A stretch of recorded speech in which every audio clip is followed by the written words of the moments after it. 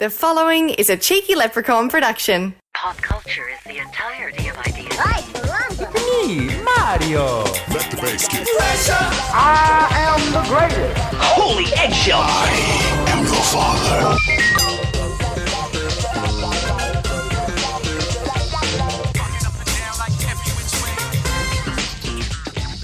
Episode 38 of the Pop Culture Experience. Welcome back, everybody. How's everyone doing? Well, a little week off there for myself, which was a bit exciting. Look, multiple reasons why you would do something like that, but largely I realised that in the last 6 months I've done this every single week, and I was like, you know what, I've earned a break, especially after the last episode I did. You could probably hear it in my voice, you could probably see it. I even vocalised it at one point, you know, I was feeling the strain a little bit. Feeling the, I don't know, lack of motivation a little bit, just in life in general, you know? When you're in lockdown like we are, again, you sort of just, you know, every day, it's like Groundhog Day. What am I getting up for? What am I doing? So I needed a reset, a recharge, and we're back. We're back. Am I recharged? Yeah. Yeah, you know, as much as it can be. But what you do find when you're in lockdown, when you're on a week off like I was, so much news seems to happen. So much that you think, oh man, that's worth talking about on the podcast. Should have done a podcast episode this week. You start regretting your decision to not do an episode. I had it, especially in the first week. But, you know, it's very easy to trick yourself into thinking that, you know, all of these stories are content worthy when you're not doing a show. It's that guilt trip. You know, you ever have that where you sort of, it's like when you don't exercise, you know, on a day where you're meant to, and you go, you know, I don't need to today. I don't need to. I've earned a day off. And then you're standing shirtless in the mirror later on and you look at yourself, you go, God, I might have looked better than this had I gone for that run. I think it's similar to that. That analogy sounded good in my mind. I'm not sure if it actually quite landed though. But you get what I mean. What else? So yeah, look, we'll dive pretty much straight in to some of the content that I collected throughout the last, you know, week and a bit in my time off. And look, there was so much, because I was being quite generous with what I deemed content, that I've now since gone through and just culled a bit to make it more one show than, you know, just a longer show about a lot of shit that probably isn't really talk-worthy. And I think we've got a pretty solid show. But before we get into this one, next week, little prelude to next week. I think that's the word, a prelude. Yeah, it's something you do at the start of a book. They have preludes, just a sort of little introduction about what's to come. That is what I'm about to do now, because next week on the show, I will be joined by Heath. Heath will be making his return. Heath Schmidt, who has been on the show a lot. I just feel like I'm a little bit rusty after a week off. Words aren't flowing the way they normally would. So Heath will be on, because what we're going to be doing is covering all things DC Fandom, which is a virtual event, fan event, like your Comic-Cons, that DC are doing for their own label, for all things DC. DC-centric, okay? They're going to be covering all things with panels, discussions, you could argue they're the same thing. What else? Exclusive video content, trailer releases, that sort of a thing. So it's going to be like that news-breaking event where there's going to be a lot to talk about coming out of it, and Heath and I will be sitting down to do that. Now, that's pending Heath does not have something arise and can no longer make the show. If not, there may be another guest. But Heath is, at this point, tentatively scheduled to be on that show with me, because he's a DC nut. Let's face it, every time he's been on, it's DC. So look forward to that next week. But before then, let's get into this show. Let's dive deep into what's been going on in pop culture since we last chatted. Okay, since we last chatted. Got a little notepad here. I like to handwrite my notes sometimes. It feels professional. And the printer's a pain in the ass to use, to be honest. It's not connected to my laptop, so I have to then send it. You know what? It doesn't concern you. You don't need to know. It's fine. There's just printing issues. So handwritten notes it is. And first on my list is what I deemed a little bit of a disappointing one, to be honest. Everyone loves Disney, okay?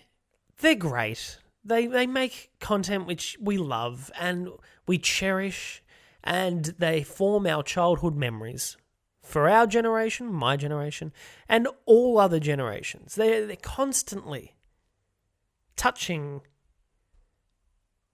new generations. What am I saying? What am I saying? Regardless, though, Disney's come. They've got their streaming service these days, and it's great, and we all love it, and it's good. It's a trip down memory lane, but this is where Disney do tend to annoy me. They feel like the greedy giant company with the mask of, oh no, we're in it for the kids, the family entertainment. We're here to make you happy. No, you're not. You're here to make money, and that's fine. You're a business. We understand that. But it's the way they sort of do these subtle little things where it's all with the guise of, oh no, we want to make sure you've got new entertainment at home to get you through this hard time. So you know what we're going to do? We're going to release Mulan on our Disney Plus streaming platform. And that way you guys can access it at home, and it can be a nice family night where you all watch Mulan, and you know what gets stuffed, because that's not really what's happening here. Yes, okay, you're going to release it on Disney Plus. That's fine. But here's my issue with it. You're charging an arm and a leg on top of the subscription membership to watch it. All right, so you're releasing it on Disney Plus, which we all, well, here in Australia, we pay roughly $8 to $9 a month for. I think about $9 a month is what we're paying. In the States, it's about $6, I think it is. I could be wrong. You're then asking us in Australia, going off the Australian dollar, it'll cost us another roughly $43 to watch Mulan at home. That's on top of the $8 or $9 our membership currently costs. Okay, admittedly, I'm not in the bag for Mulan. All right, I'm not one of those people that's been going, oh, please do a live action remake of my favorite movie from when I was a child, Mulan. No, I was more of a Lion King kid. Okay, and I got that. But I still wouldn't have paid, in the space of a month, $50 to Disney to watch Lion King live action and, you know, the rest of my subscription. I wouldn't. It's too much money. And I get their whole thing is, oh, well, you know, we spent a lot of money on making this movie. We've got to make the money back. Okay, but there's other ways to do it. And I don't think this is it. Look at Trolls, for example. The film Trolls, they brought it, I think it was like Trolls 2 or 3, I don't know. One with Justin Timberlake, I think Anna Kendrick's in it. You know the one. And they brought it out. It was meant to be released in cinemas at the start of this whole pandemic. And it couldn't. Obviously it couldn't. And so that what they decided to do was, okay, well, let's just release it online and people can buy it online through things like iTunes or, you know, Amazon Prime or whatever. There are streaming platforms, believe it or not, out there where you can buy and rent movies. Apple TV have it. And it was hugely successful. I think the last I heard, they'd made $350 million on that movie. Okay, and why? Well, because at that point schools were closed and it was school holidays and parents are looking for a way to entertain their kids, which is what they would normally do, take them to a movie. Well, they were smart with Trolls and they're like, well, we'll release it at home. Release it at home and then the parents can get it. Just, you know, sit the kids, plonk the kids in front of the TV, bang, you got Trolls, you got a new film, off you go. Great, it makes sense. And that's why people spent the money on it. And that's fine to ask people to spend the money on, but that was only about $20 like a viewing, which is fine for a new release. I would spend $20 on a movie ticket to go to the movies and watch a movie once. So where does this other price come from? I don't understand this. It's like they think they're releasing premium content. I mean, I don't even know if you can necessarily, like, I guess they're probably leaning on, well, this movie costs more to make, I guess. It seems like a long bow, though. I I don't see how you can be charging one kids/family movie of Trolls $20 per viewing, and then Disney come out on top of where they're already getting $8 or $9 per person per subscriber on their streaming platform, to then say, yeah, good, on top of that, another 43 would be nice. And that's just for us in Australia. That varies depending what your dollar is, in what country you are, of course. But I'm speaking Australian, because we're an Australian show. So I was baffled by that. I was baffled. I don't agree with it. I was probably not going to watch Mulan, even paying my $8 or $9 a month that I pay for Disney Plus. It doesn't. Okay, I've never actually seen Mulan, not even the animated film. So obviously I wasn't in the bag for it. But with that said, I did quite enjoy Aladdin, the live action one, and had never seen Aladdin, the animated. I still haven't. Again, moments on the podcast where I reveal things I probably shouldn't, being a pop culture podcast. So anyway, yeah, let me know if you think that's reasonable by Disney. Will you pay to watch Mulan on top of a Disney Plus membership? If you're not a Disney Plus member, you're going to have to sign up to Disney Plus before you can then pay that extra anyway. So like, will that be enough to get you to not only pay to watch Mulan, but also sign up to the streaming platform? Let me know. I'm curious. I'm very curious. Moving on. Moving right along. Does anyone remember Knight Rider? I'm probably showing my age a little bit here. I probably shouldn't have even been into it when I was a kid, because when I watched it, it was reruns. But it was kind of the show that first made David Hasselhoff. It was before Baywatch. And, you know, I feel like this is on brand with the podcast, because it was a show about kind of like a spy / investigator kind of guy, a crime fighter, virtually a vigilante, if my memory serves me correct, Hasselhoff, and his car, Kit. Now, this car was meant to be like a supercar. The car talks. So the car would talk to him while they were driving around. It would like provide him information. It had all the gadgets he could need. It was almost like they were going and doing Batman without Batman. You know, there was the Batmobile. It's kind of like the Batmobile, but it talks to you. And I don't think we've seen that in Batman before. They're doing a reboot, which I'm kind of for. Now, they're doing it in a movie form. So Knight Rider was originally a TV show. They're doing it in a movie form with James Wan producing. Executive producer, I believe. Now, James Wan, you'd be familiar from, let's see. Aquaman, of course. Massive $1 billion movie. Aquaman, he's done all those horror films like Annabelle, he's executive producer of. He directed a couple of them. I think he might have directed a Conjuring. First Conjuring, I think he directed. But that whole universe, the Conjuring universe, largely sort of structured and created by him. He was sort of the overseer of it all. Yeah, so James Wan bringing us a new Knight Rider movie. I'm intrigued. I think it's a cool concept. If you're not familiar with Knight Rider, throw it in YouTube. You'd be able to find something. Let me pull it up quickly. I'll just double check before I lead you astray. YouTube Knight. God, the internet's just Knight Rider. Let's see what comes up. Let's see if there's any scenes. Oh yeah. You can go and watch. You can go and watch all of Knight Rider on YouTube. You know how they do that now? You can buy episodes of things. So, I wonder how much it is. One episode, $4.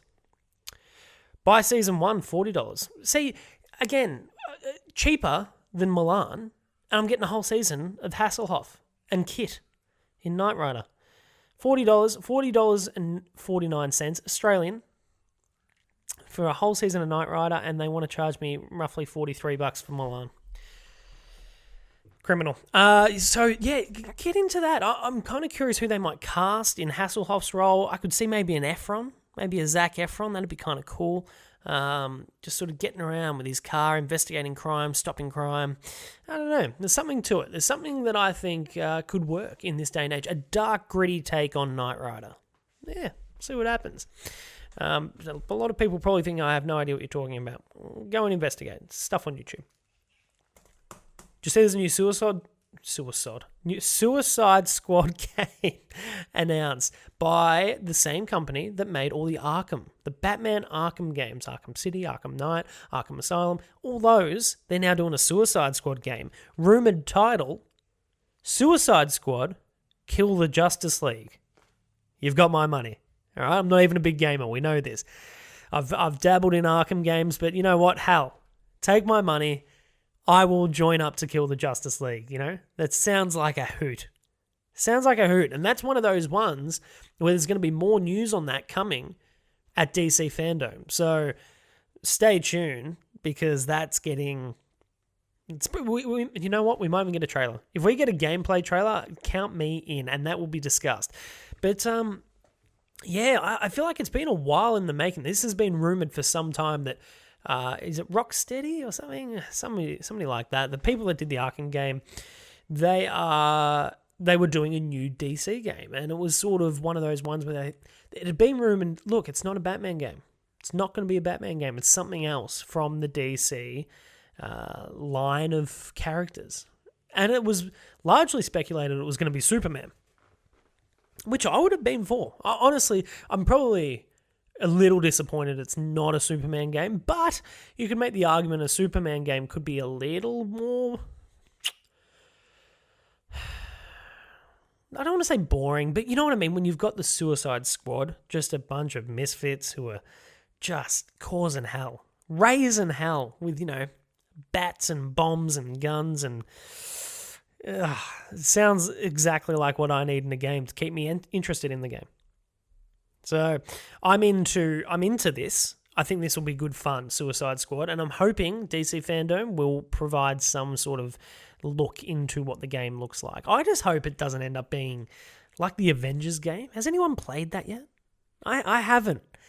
But I tell you, after that, there was a bit of negative press around it. There was the whole first gameplay trailer thing where it didn't look that... I mean, Thor looked a bit...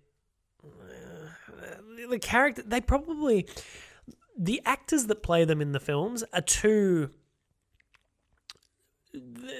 heavily associated with the characters now. So that's what we need in what they look like in the game, I think. I think when I looked at the game and they didn't look like, you know, Robert Downey Jr. as Iron Man or Chris Hemsworth as Thor, I was kind of like, oh, they've stuffed up the graphics. Even though that's not the case. Like, they didn't stuff up the graphics. They meant for them to look the way they do, but it seems like a mistake. But with Suicide Squad, there's been one movie, and let's be honest, the next movie there's going to be from Suicide Squad, a lot of those people aren't coming back. So, it's not as there's not as much of a diehard fan base behind Suicide Squad as there is Avengers. My point, I'm excited for a Suicide Squad game. I'm excited for that. I think that will be good. Moving right along to the next point. This one, I think this is on brand with this podcast, okay? I think it's exciting because I was right into this show, okay? And there was a massive following for this show for years. And that's why it still keeps, the heartbeat of this show keeps occasionally just boom, boom, pumping. Boom, boom. Not enough to be alive, boom, boom, but enough to maybe revive it on the odd occasion. And that's what they've done. 24. Did anyone watch 24 growing up, or maybe you were already grown up? I don't know how. I don't know who's listening to this. Who am I talking to? I did. I watched it, and it was my late night when I was a kid. All right. There was the OC first, and that was 8:30 till 9:30. So back when I was probably grade 4 or 5, I was still running to bedtime. You know, probably 8:30.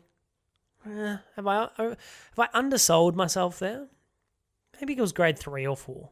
I don't know. I was still running to bedtime. In bed, 8:30, get a good night's sleep. But then the OC started. And I was like, okay, Mum, Dad, what are we doing here? Everyone at school's watching the OC. Can I stay up till 9:30 on a Tuesday night, please, so I can go to school and not be a loser. I want to be able to, be a part of the conversations discussing the OC, the school version of water cooler chat, okay? And I was allowed. Tuesday nights became my late night. And then as the years went on and the OC went away, I don't quite remember how or when it happened, but I stumbled across 24. I feel like it might have been a JB Hi-Fi purchase at one point, a DVD, maybe season 1. And I watched it and I was like, holy crap, this is great. And then I started noticing the TV ads and I was like, this show's still being made. This is on Channel 7. Game changer.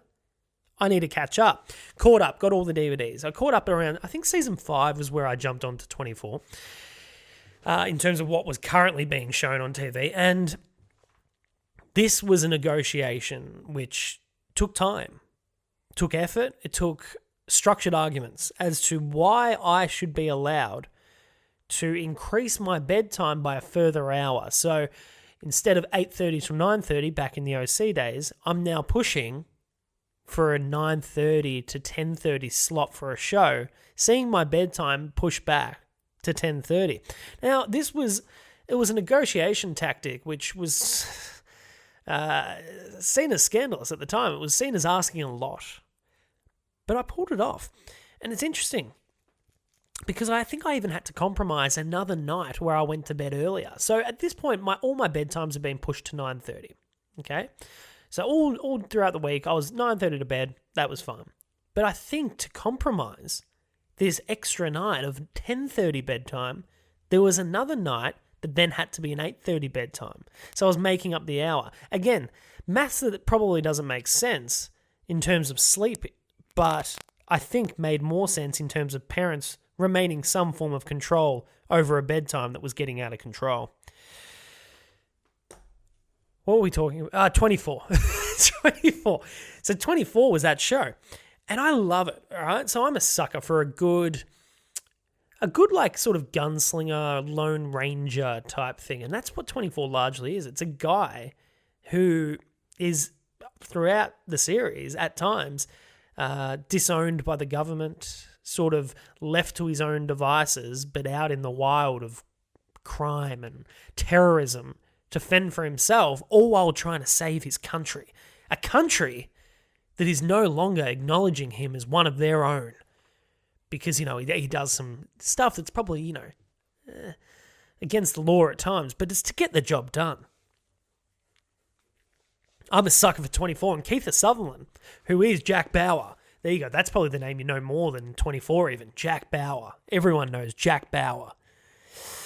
So Jack Bauer, Keith Sutherland, wants to come back and do more. And this bloke has kept this show alive for so long now. And admittedly, Fox, the network in the States that they own the rights to 24, they love pumping them out too. So we've had 9 seasons so far of 24, and there was 8 seasons, which were all pretty much year to year. It was punching out nicely. 24 episodes a season. If you're not familiar with the show, each hour-long episode represents 1 hour within the story of the show. So a season of 24 takes place over 24 hours, with each hour representing one of those 24 hours. Does that make sense? Hope so, because it seems straightforward to me. Kiefer Sutherland and Fox want to bring it back again. So they did that. They did the 8 seasons, then they brought it back for like this 12-episode season, which I was confused by. I'm like, 12 episodes? What are we covering 2 hours per episode now in terms of his time that he's working off? What's happening? They made it work. It was all right. It was set in London, though, and I prefer Jack Bauer in the States, all right? Fighting for his country in the States. So they did season 9, and then they've done a telly movie here and there, and then they did that reboot. They tried to do a spin-off, 24 Redemption, or was that the TV movie? Can't remember. About a year or 2 ago, they did a spin-off, though, 24 something. 24 Ultimate. No, that's the Bourne Ultimatum. Anyway, doesn't really matter, but 24 Legacy. Oh, is that the Bourne Legacy? Oh my God. Anyway, you get why I'm getting confused here. they did the spin-off and it didn't have Jack Bauer. And, I think the ratings showed that Jack Bauer is largely the key to 24 working. That's the draw. We're invested in that character. So Kiefer Sutherland has said, all we need is a perfect story. If that story works better in a movie, a cinematic release, if cinemas ever reopen, we'll do it as a movie. If not, we'll do it as a TV show if it's better suited to the original format. Either way, we want to do something pretty much calling for a story. Just being like, has anyone got a story? We just need a story. We're keen, but we need a story. And I don't know, it could just be me, but I took that as, hey, if you've got a 24 story that you think's good, find a way to get it to Kiefer Sutherland. Tweet him. Say, Keith, got something? Message me. He might be interested. Suddenly, you're a writer in Hollywood. So, don't say I don't bring you opportunities, okay? If you're a fan of 24, something to maybe get excited about. Hopefully they bring it back. Next on the agenda, what do we got? This one was good. This one was very good. Hang on. This one was very, very good. Might not be familiar with this. This is what I do. I educate where needed. Batman comics, right? Yes, another Batman story. Shut up. Doesn't matter. Batman comics in what would have been, I want to say the 80s. This is a very different time. You ready for this? In an era now where we can put up a poll on Facebook and get some feedback that, a creative might want for their work. Back in the 80s, there was a phone line set up and you could call. It was an automated phone line, so you'd call and you'd press the numbers on your phone. All right? Press 9 for blah, blah, blah. They set up a phone line at DC to get audiences and fans feedback on if they should kill Robin. Okay, now at this point in time, Robin was Jason Todd. Jason Todd, to be honest, a bit of a dick. I never really liked Jason Todd. I always thought he was a bit of a brat. Bit up himself. Never bothered me that he was the Robin that was killed. Okay? Now, but in the 80s, it was this whole thing where it was on the news. Will DC kill Robin? What are they going to do? Are they going to kill him? How are they going to kill him? So they put up this phone line and you'd call in. So if you were like, no, don't kill Robin, you'd call up and you'd vote no, don't kill Robin. If you wanted Robin dead, like a lot of people apparently did, you'd press yes, because in the end, they killed Robin. It was very, very close. The voting was apparently incredibly close, but it was on the side of killing Robin, and that's what they did. They killed Jason Todd in the comic run of Batman titled A Death in the Family. Okay? And in that comic, Joker kills Robin, and it's all this. It's a whole story. It's really good. That's not the point of why I'm telling you this, though. The point is, as DC do and Warner Brothers do, they take a lot of their famous big comic book titles and turn them into animated films. And they're doing this to Death in the Family. Death in the Family is getting the animated film treatment, and we are excited. Okay, a couple of reasons. Because they've dropped a trailer, right? Trailer looks schmick. Looks really good. And in the trailer, first of all, animation style. It's the animation style I like. Sometimes DC Comics and other animation studios, they do a sort of animation where I don't know much about animation, but I know I don't like it. Okay, there's sometimes Batman's suit looks a bit, that's not right.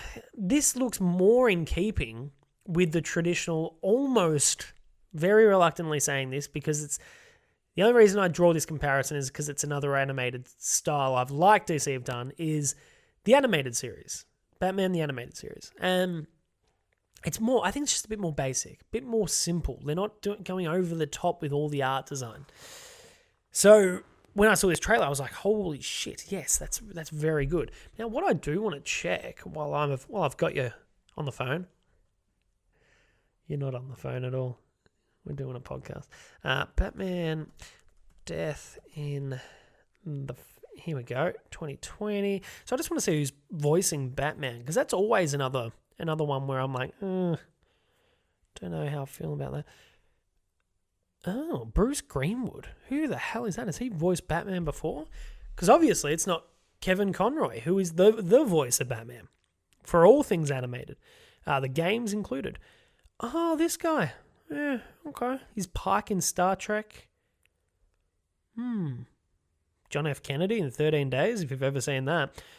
Lawrence Robinson, and yeah, you know what? He's just that guy. He's got one of those faces. There you go. Have a look. Sorry, if you're not watching this, sorry. Look him up. Okay, so he's voicing Batman. My point being, I am excited for this animated film. Some of the animated films are hit and miss, but if you are into great stories with these DC comic book characters, it is one thing that DC seem to have on Marvel at the minute is their animated film studio. That they have done a wealth of animated stories, and some of them are really, really good, like Throne of Atlantis, Justice League one. Great movie, like really good movie. There's a bunch, and they've actually got their own whole universe. So these animated films are set in a universe where they all interconnect and stuff. So it's actually really enjoyable. If you're looking for something to watch, highly recommend. And you can just Wikipedia it, DC Animated Universe, and it'll just appear with the viewing order. So, 2 birds, 1 stone there. Great trailer recommendation of animated film movies for you guys. You are welcome. So keep an eye out for that. If you haven't seen the Batman Death in the Family trailer, go look it up. I think you'll find that you will be interested in watching that movie. Looks very good. Very, very good. All right, another one. I'm going to play this one for you, actually. The Hans Zimmer new Netflix score. Have you heard this? So you know how Netflix was always that studio where they're like, you can't win an Oscar because you don't release your movies in a cinema. Like, cinemas are where you win your Oscars, not home streaming services. Well, Netflix has obviously, in the last year or two, or couple of years, started releasing their movies for limited runs in cinemas, just to, qualify for Oscars. And what they've done is, the boom doesn't really cut it in a movie theater, does it? It needs to be a little longer, a little bit more of an intro. So they've created one. Hans Zimmer has created one for Netflix for their theatrical releases. I might just play it. Here, I'll play it for you.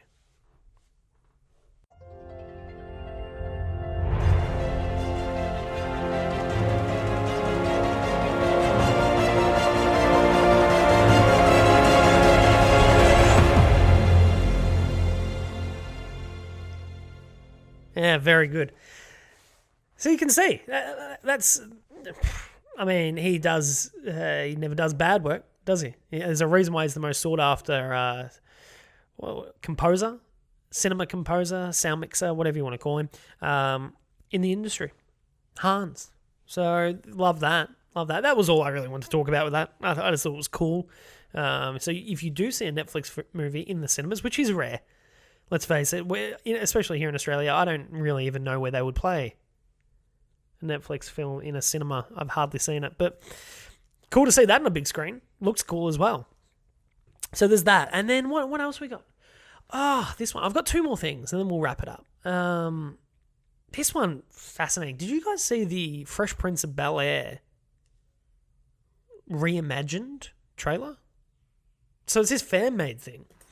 Came out about a year ago. And this fan made what was a grounded and gritty and dramatic version of Fresh Prince of Bel-Air. Yeah, fascinating stuff. You can find it on YouTube. But essentially what's happening since then is Will Smith has come on board and said, hey, I love this. Let's do it.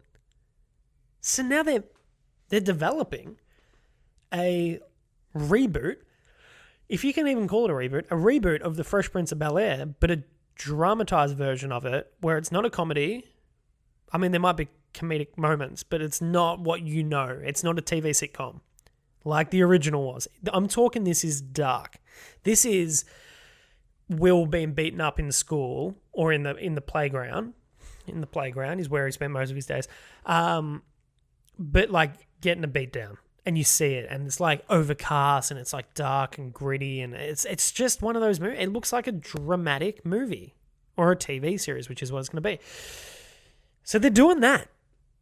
Apparently they're doing it, and I was wrestling with it. I'm like, is that something I really want to watch? I don't know. I was intrigued watching. I was like, well, that's certainly a take on it. I I just don't know if that's something where I'm going to be throwing my money at it, but if it's on Netflix, I'll probably just watch it. Yeah, again, another one of those things where once you leave this show, go and watch it. Okay, I'll show you the trailer, but there's a whole lot of legality in it. Go watch it because it's fascinating. Truly fascinating. Anyway, last thing I want to talk about, just quickly. This isn't even really new. This isn't news, actually. It's not news at all. It's more something I want to show you because this is at the point we're at in lockdowns across the world, restrictions, quarantines, isolations, whatever you're in. This is the extent people are being pushed to for forms of entertainment. And I believe we can blame TikTok, maybe. Either way, I don't know how I feel about it existing.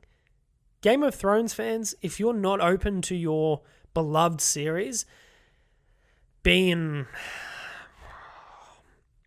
I don't want to say mocked, but it kind of feels like a form of mocking, maybe look away now. If not, here's the Game of Thrones theme song played with vibrators.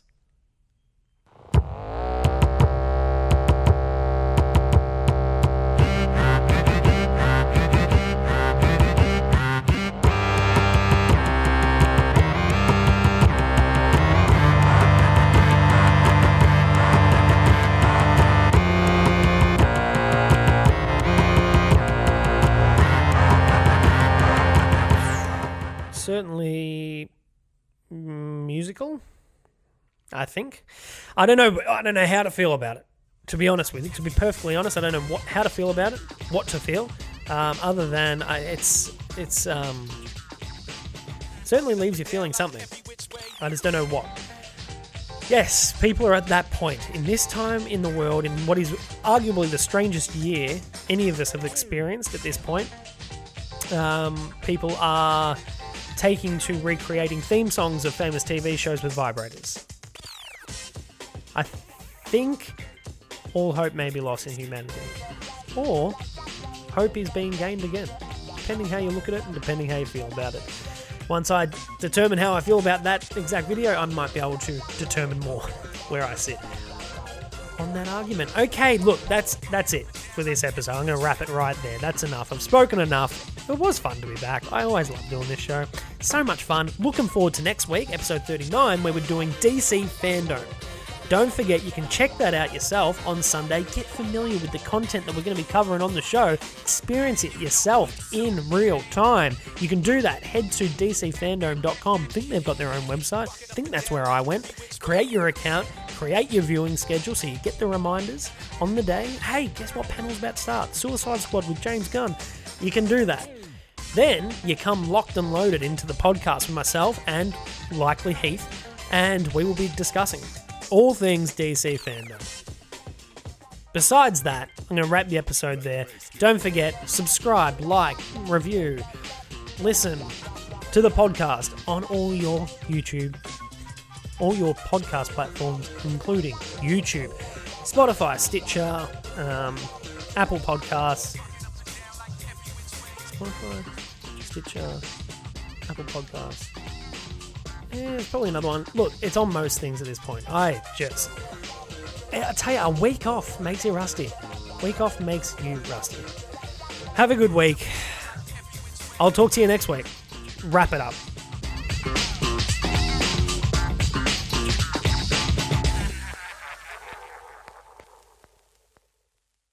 This has been a Cheeky Leprechaun production.